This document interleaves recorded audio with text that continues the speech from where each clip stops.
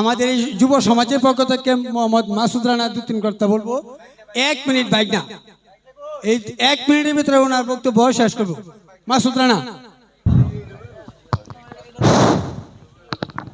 বিসমিল্লাহির রহমানির রহিম।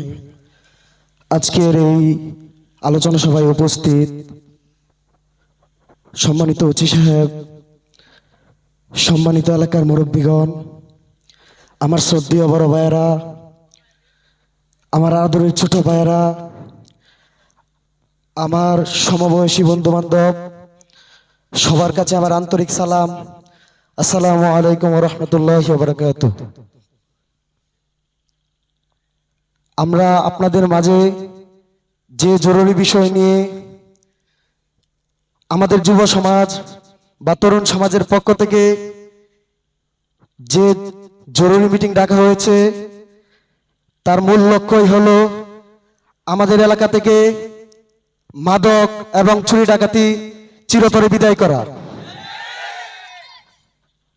আজকে আমরা জানি গত 2-3 বছর আগে, গত 5 বছর আগে আমাদের এলাকার সাবেক মেম্বার জনাব মোহাম্মদ মাসুদ রানা জুয়েল মামার বাড়িতে আমাদের এলাকার কিছু অসাধু ইয়াবা ব্যবসায়ী তার ঘরে রাত 12টার সময় 250 পিস ইয়াবা ট্যাবলেট দিয়ে তাকে বিভিন্নভাবে সন্ত্রাস, গুম, খুন বা বিভিন্ন হুঁশিয়ারি বা হুমকি দিয়েছেন।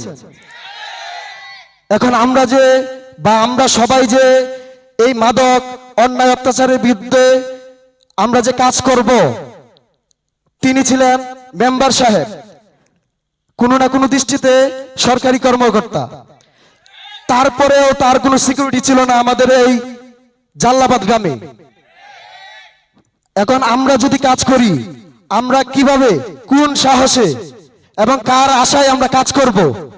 আমি উপস্থিত সম্মানিত মহোদয়ের কাছে এই আশা রেখে আমি আমার ছোট্ট বক্তব্য শেষ করতেছি। আমার বক্তব্যের মধ্যে যদি কোনো ভুল ত্রুটি হয়ে থাকে, আল্লাহর হস্তে আমাকে ক্ষমা দৃষ্টিতে রাখবেন। আসসালামু আলাইকুম। ধন্যবাদ মাসুদ রানাকে ওনার মূল্যবান বক্তব্য রাখার জন্য।